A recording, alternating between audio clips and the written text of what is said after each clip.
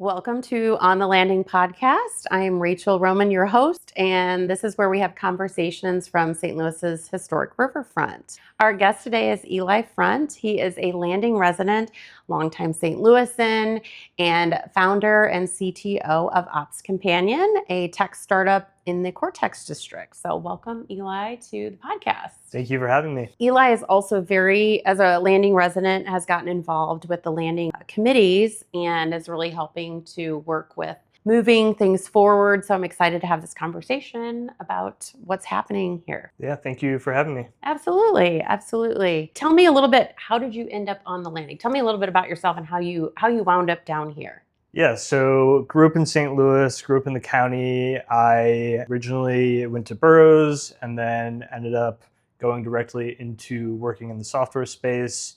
And I wanted to go get my first apartment. And a friend of mine, Michael Weaver, is on the board of the Laclede's Landing Neighborhood Association. He's like, you got to check out this cool place downtown. I was like, okay, I'll humor you. And I came down, toured a couple of the buildings down here, and the view was incredible. I love history, and just something when you actually come down here that's kind of really special. And I think the big hurdle for most people is coming down here, but once you've come and visit, I think anyone will kind of see how amazing and cool it is down here, both visually, historically, community-wise, and just was instantly excited to come and move here. I love that. I think you hit on something. And first observation, I didn't have to ask you where you went to high school. You pledged that information without me having to ask. But I think you hit on a great point. Once you come down here, that is, I would say, overwhelmingly people's response is, oh my gosh. And especially people that maybe some people that are younger like yourself that did not experience the Landing back in its heyday. So I love to hear it. There's so much charm and history here. And it's great to welcome another generation here that wants to get involved. So that's great. As you are a resident, did you kind of naturally say, hey, I want to get involved? Or did curiosity lead you to getting involved? Or what was the motivation behind getting on one of the committees? Yeah, I think I have this natural bug in the back of my brain whenever I see a space or a place, or I see any opportunity to improve something, fix something, just kind of jump at the challenge. And luckily knew our former executive director, and her and I started working together, and slowly kind of got closer, involved in the neighborhood, learning about the challenges that were being faced, and found piece by piece that I could kind of feel I could have an outsized and helpful impact to the area. Mm-hmm. Super passionate about St. Louis and downtown, and I found this was a good way for me to give back and kind of push, if I'm going to be pushing and promoting St. Louis, I better be doing what I'm saying. So, well, we appreciate having you involved. Definitely love a younger perspective, and then the technical perspective, because there's so much that goes into bringing an area back, just from the infrastructure and all of that we don't really have a ton of control over, but just changing the narrative, I think is very huge. Especially St. Louisans can kind of get stuck with labeling things a certain way, and then to bring that fresh perspective is huge. And then I feel like it becomes a multiplier, because one voice that changes the narrative, then someone else might say, oh gosh, I haven't been down there in 20 years. That's typically what I hear. Oh, I haven't been down there in 20 years. So it's great that you're a part of that, changing that conversation and having hard conversations to educate people as to what's going on, and hopefully getting more people involved in bringing it back. Yeah. That's great. So what do you think that most St. Louisans get wrong about the Landing? Or what do you think? I know it's the Landing being a part of downtown. Yeah. We are the historic riverfront, but what do you think is the most common misconception? I would kind of split up into two parts. So you've like the older generation who have this historical idea of what the landing used to be back when they were younger, which was this kind of what Soulard is now to a lot of us. And then there's the younger people who probably have never even heard of the landing at all. Mhm. And they maybe just probably group it with the rest of the downtown. It doesn't really have a unique identity in a lot of their minds. But if you come down here, it really does feel like you're stepping into like this unhidden gem, separate part of St. Louis that you'll be shocked that it's here. I'd say when we kind of look at what the landing was historically, I think that's kind of been one of the biggest challenges the neighborhood has faced is how do you reinvent an area with such deep history and memories for a lot of the people who live here? And how do you rewrite that or reinvent a area with such a long past, right? Absolutely. Absolutely. I think people can get stuck in the past. And so how do we build on the good feelings or the people from my generation that say, oh, I used to go down there and that's where we would hang out on the weekends. We'd do the riverboat cruises, go to the Arch. We'd take our family from out of town. But this was kind of the nightlife district. So yeah, capitalizing on those good feelings and those positive memories, and then letting people know that, hey, there is a new era coming. So the historical piece of this, I think, is so huge. What do you think that is important to people here in St. Louis? We are directly adjacent to a national monument, the Gateway Arch. There is so much history here. How much importance do you think that has to locals or to the success of where we're trying to go? Yeah, I think it's like incredibly significant. Last month, I was walking around the neighborhood, and there were some tourists from I think Switzerland, and they were like, "Am I in the right spot? Is this the old like French colony in St. Louis?" I was like, "Yeah." Well, I think there's something pretty special about the history that especially draws people in, history buffs or people who are just interested to see these old buildings, the views, learn about what this space used to be. I mean, if kind of look back to all of the celebrities who have come through here, all of the historic events, both with Missouri, like the first state legislature was held here. This was like the place where St. Louis started. So I think it is a really interesting and exciting place to be in terms of history. But you also have to say, this is what it was. How do we transform this into a lively place where can be a key part of the downtown St. Louis? Absolutely. I think just from my perspective, I do think that a lot of locals don't really understand the historical significance of this area, because it was kind of the bar and restaurant district or the entertainment where we would go on the weekends. I think part from how I see it, I think part of the future success is really calling back to the history to make it, if we have international people that are visiting and they know more, they're calling it the original French district, because St. Louis is, the landing is St. Louis's oldest neighborhood.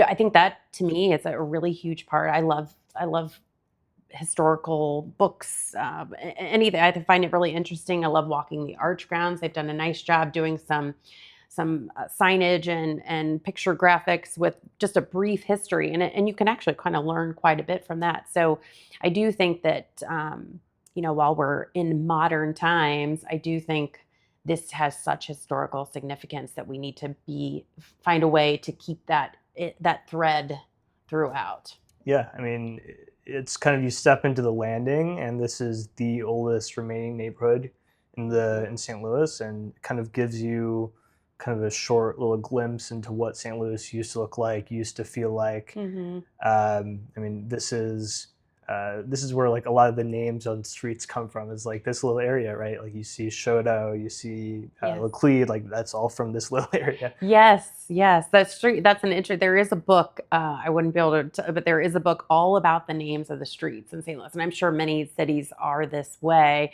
But it is, when you think of Oh, many of the streets, they're named after the original St. Louisans. Hmm. And so yeah, that historical piece is really key down here.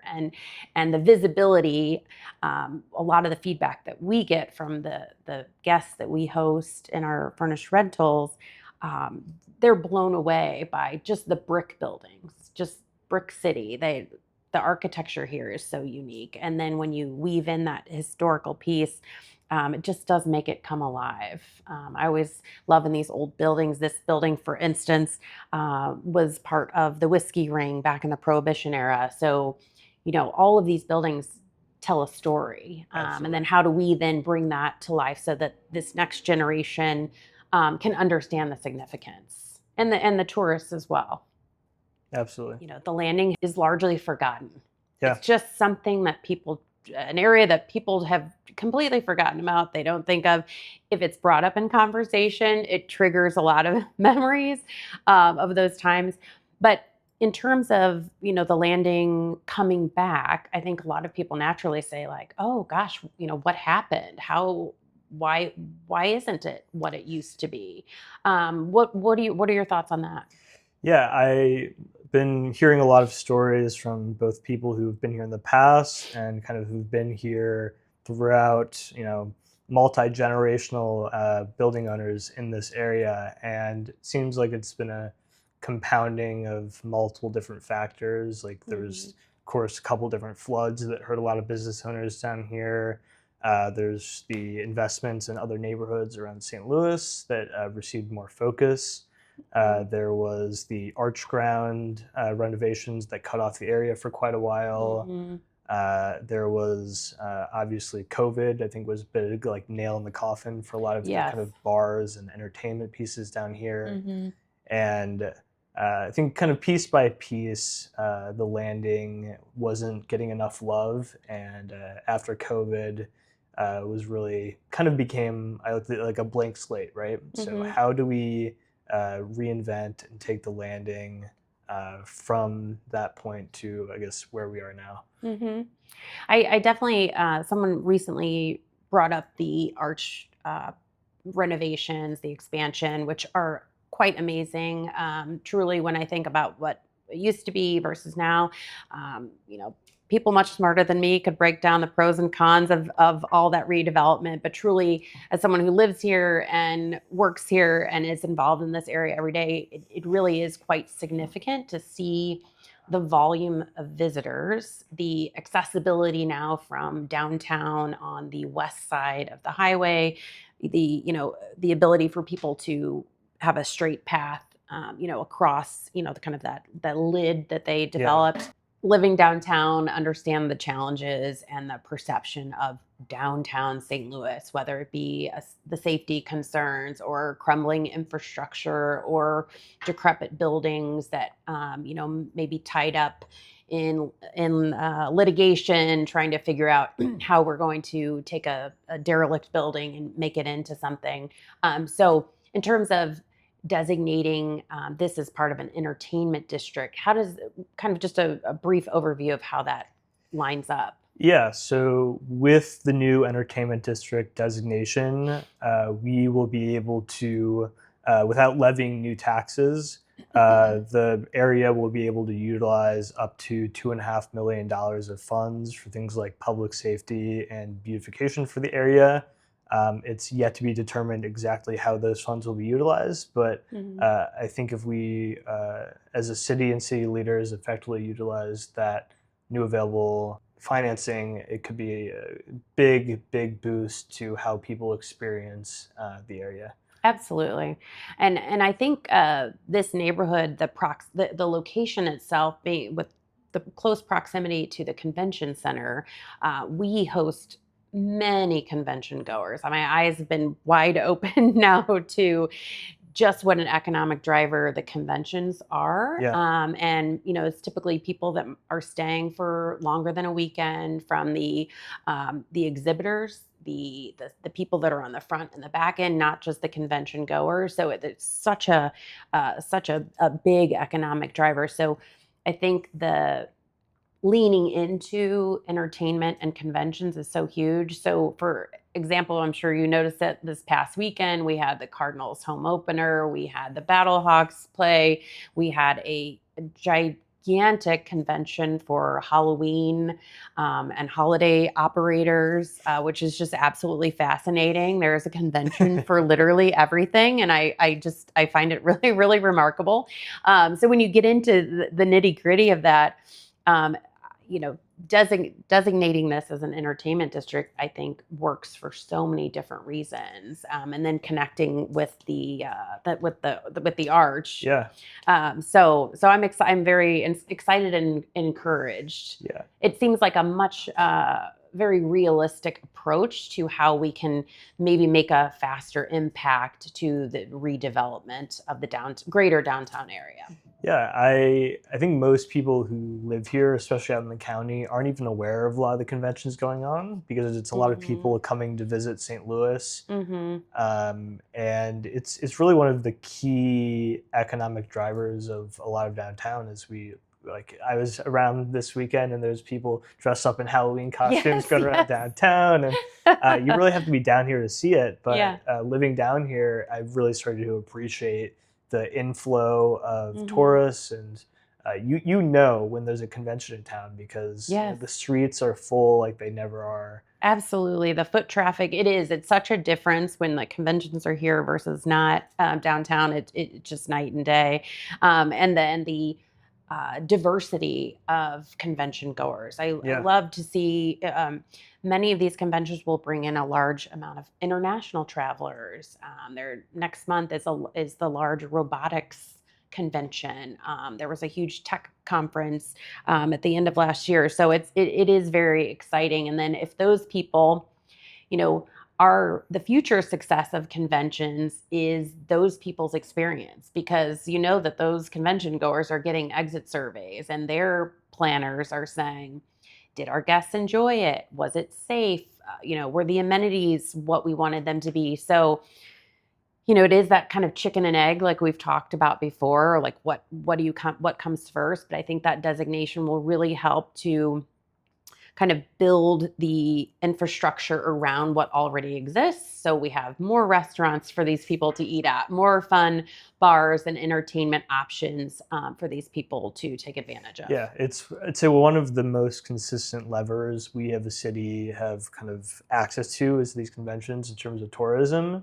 And as we work to kind of rebuild our tourism arm and kind of build new campaigns, I think this is one of the best ways is how do we make ourselves more attractive? How do we win more of those conventions, more of like we just had a volleyball tournaments in town. Like how do we get more of that as a way to bring liveliness to downtown, boost the local businesses? Because if we don't have people coming down here, we can't really start rebuilding. And I think it's definitely a challenge for the operators, the restaurant owners, the people that have actually made an investment, is that kind of feast or famine. So you get this huge influx when you get these conventions, and then it's a sales tax multiplier. It's all of the things that a thriving metropolitan area needs. So then how do we keep building that? So I am encouraged. Like often, I think I tell this to people in the county sometimes, and it shocks them, is that a lot of the like local restaurant chains that we have on Wash Ave, like there's a bunch of them that are all around St. Louis. Oftentimes, their downtown location grosses more revenue than any other location across the region. And it's like, well, why is that? It's because these conventions, and you have so many people coming in to try these buy local from local businesses, buy food, check out the barbecue, check out the games, and St. Louisans are kind of content sometimes to stay out in their own little neighborhoods or out in the county. But people who are coming to visit really are kind of eager to explore and check out downtown in a way that others sometimes aren't. That's a great point. And not having that kind of preconceit or that narrative that kind of is already existing. They come and just want to check it all out. And I see that firsthand. People say, oh, where should I go? What should I do? And, it's fun being able to direct them to places, not just downtown or experiences. I typically like to curate, like, okay, start here, then go here and end your day here, or, finding out what type of an experience someone wants to have. And then I can kind of send them out into a specific neighborhood if they're looking for a certain kind of ethnic food or whatever it is. So that is really fun. And I think a lot of St. Louisans might be missing out on doing some exploring, being just kind of a local tourist. That's very cool. So kind of the people who come to stay with your in any of your rooms or units, I guess, you kind of create a curated St. Louis experience for them? I try to. I always offer that. Not everybody takes me up on that, but I do find, and this is just being so transparent, we can speak in very transparently, I do want people to have the best experience. So I want to make sure that they are exploring in the right areas. And that's just kind of how it goes. So some people, I'm amazed, I learn from my guests. They'll say, oh, I went to this great place. And I try to stay in the know. I can't go to every restaurant, but I love when I get great feedback. So I learn a ton from my guests. They'll say, oh my gosh, we had the best dinner at Little Fox or wherever it is. I'm like, oh, that just moved up my list. So it's such a give and take, and it's fun. It's great meeting people from other places because they just do have such a very different perspective. And I do find that some people that may come with that perception, they don't live here, but they've heard, oh, St. Louis is so dangerous, but they're coming and they say, oh, is this in a safe neighborhood? Should I be able to walk? It's really awesome to be able to kind of calm their fears and give them good advice as to where to go and how to go about doing that. And then to get their feedback on the back end. And by and large, people really have a great experience here. So I think we all need to be a little more thankful for what we do have and just try to build on it. Yeah, we can do it. From your experiences, I guess with Brick and Bread, you probably interface with more people visiting St. Louis than almost anyone else. What is some of the top things that you see that people visiting really appreciate about the area that maybe locals don't, or maybe take for granted? Yeah, that's a great question. We do, I think probably the biggest things when people say our proximity to the arch. I can not count how many times people have walked out and said, oh my gosh, it's right there. Literally right there. So that's really cool. And I've never stopped being amazed by it, but I do see it every day. So that's fun to see people like, oh my gosh, it's right there. So that proximity to the arch, number one, proximity to the convention center, walkability. People love that. You can come here, not have to rent a car. I know Metrolink can be a controversial topic, but truly to get from the airport here, that's my mode to and from the airport. It's easy, it's quick, it's safe, it's affordable. So we get a lot of good feedback on that. And then people really are blown away by the architecture. And I've grown up in St. Louis. I grew up in South City. I see brick buildings all the time. I think it is super charming, but I guess to me it seems very familiar. And so it doesn't hit the same way, but for many people, they are really blown away by the architecture here. And so that's exciting to me. If you're a person like that, it's probably the Landing is probably the place to stay. If you're really into the bricks and the architecture. This is the Brick Central. Brick Central. And then the cobblestones. So it's like at every turn. And I think people really love, we do tend to take for granted that we have Forest Park and all of our world-class museums that is just a hop and a skip from here. Most of them are free. Most of them are free.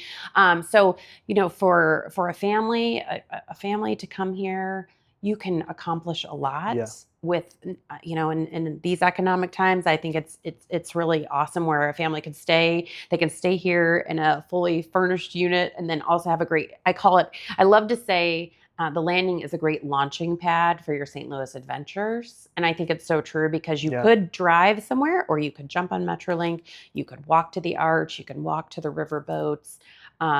So I'm always super encouraged. I think that's why I've kind of taken this and trying to do as much as I personally can because I see firsthand the way that other people that aren't from St. Louis see St. Louis. And it's really, it keeps me motivated. It keeps me positive because sometimes it feels like, oh, nothing's happening or it's happening too slow or, I walk a lot around downtown with my dogs and I say, oh gosh, that building is still, but I think I'm probably more critical than most. Yeah. So that's exciting. Yeah, absolutely. As you are a landing resident and, we all know like where you live, the practicality of it, you live someplace for a while and you're like, oh man, I wish I had a whatever closer. And we're obviously both fans, repeat customers of our favorite local spot, the Cobblestone. We love that place. It kind of checks a lot of boxes. In my conversation with Camille Jackson, the owner, who is right there in alignment with us with what we're all trying to, build and be a part of. But what do you envision could be the next, how would you see the streetscape of the landing looking in the future? Yeah, I mean, obviously Cobblestone is the community center, Camille's community center, and the whole Cobblestone team.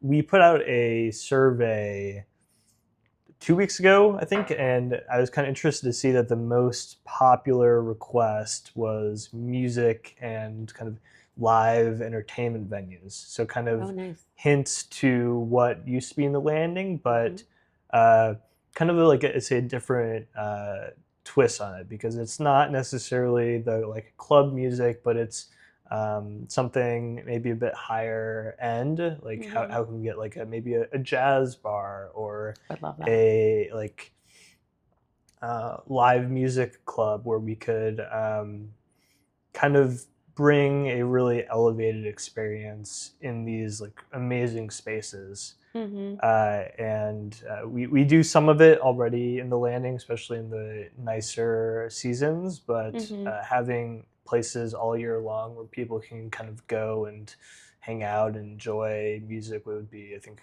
pretty incredible.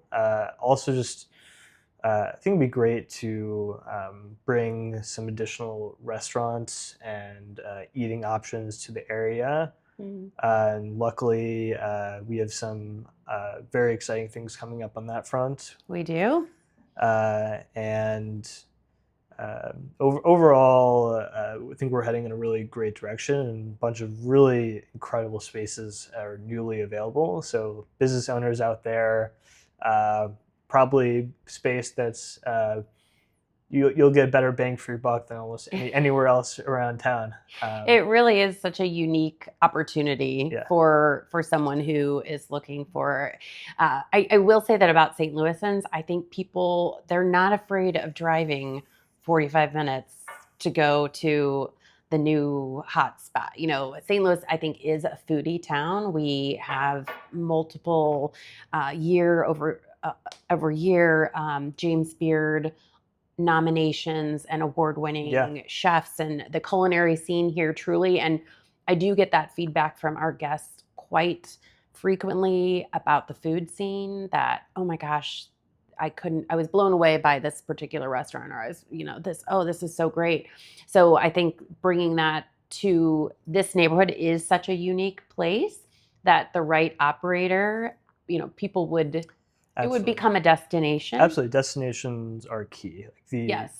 If we can kind of not just like a normal chain or just like a normal restaurant, but something that's really unique. And I think the Cobblestone is that already to some extent. I happenstance ran into someone I know through work and I was like, oh, what are you doing in the landing? And he's like, I just found this super cool place called the Cobblestone online.